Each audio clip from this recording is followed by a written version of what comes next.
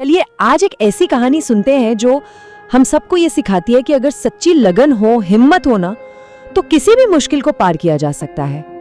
ये कहानी है संदीप की, एक ऐसे नौजवान की जिसने जो नामुमकिन लगता था उसे मुमकिन कर दिखाया। अब ये जो लाइन है, अब किसी गरीब बच्चे का सपना अधूरा नहीं रहेगा, ये सिर्फ शब्द नहीं है, पता है, ये तो एक पूरी जिंदगी के संघर्ष और एक बड़े सपने का निचोड़ है। तो आइए जानते हैं कि संदीप इस सोच तक पहुंचा कैसे और उसने अपने इस सपने को जिया कैसे। तो हमारी कहानी शुरू होती है उत्तर प्रदेश के एक बहुत ही छोटे से गांव से। वहीं की गलियों में पला बढ़ा था संदीप, एक किसान परिवार का बेटा जिसके घर में भले ही गरीबी थी, लेकिन आंखों में सपने बहुत बड़े बड़े थे। और ये थी संदीप की दुनिया, एक बिल्कुल साधारण सा घर। सोचिए, दीवारें मिट्टी की और छत टीन की। यही वो माहौल था जिसने उसके बचपन को एक आकार दिया, और शायद उसे हालातों से लड़ने की जो ताकत मिली वो यहीं से मिली। जब भी वो नंगे पांव गांव की मिट्टी पर चलता था ना, तो उसके दिल में बस एक ही सवाल घूमता रहता था, क्या मैं कभी इस गरीबी से बाहर निकल भी पाऊंगा? और जानते हैं, यही सवाल उसकी हिम्मत की, उसकी प्रेरणा की पहली चिंगारी बना। उसका सपना बिल्कुल शीशे की तरह साफ था, उसे एक अफसर बनना था। और वजह भी सिर्फ एक, अपने माँ बाप को इस गरीबी की जिंदगी से बाहर निकालना।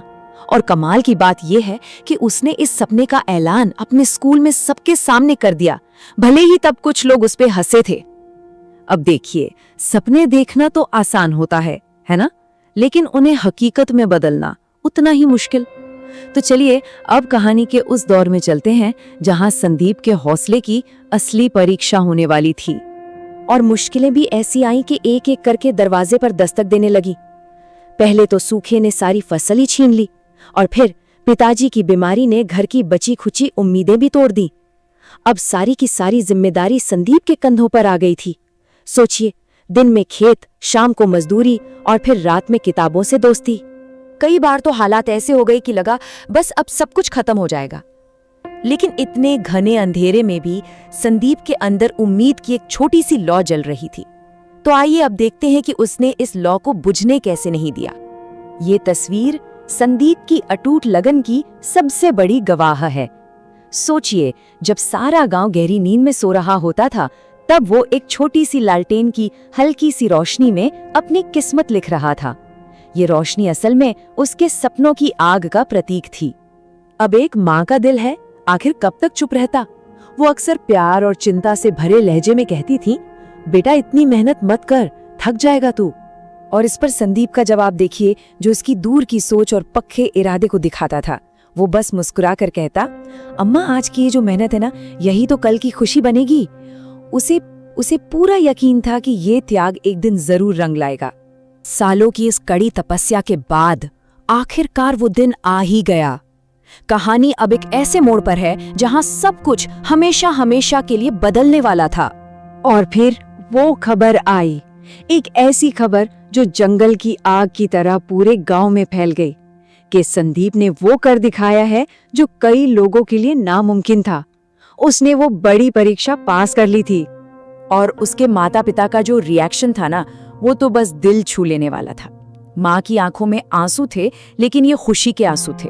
और उसके पिता, जिन्होंने जिंदगी भर इतना संघर्ष देखा था, उन्होंने पहली बार इतने गर्व से कहा, मेरा बेटा अब अफसर बन गया है। और सफलता का असर देखिए, वही लोग जिन्होंने कभी उसके सपनों पर हंसी उड़ाई थी, आज उसके सामने सम्मान से सिर झुकाए खड़े थे। संदीप की एक जीत ने सच में पूरे गांव की सोच ही बदल कर रख दी थी।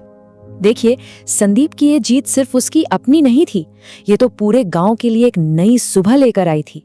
असल में ये कहानी का अंत नहीं था, बल्कि एक बहुत बड़े मिशन की शुरुआत थी। तो इस पूरी कहानी का सबसे बड़ा सबक क्या है?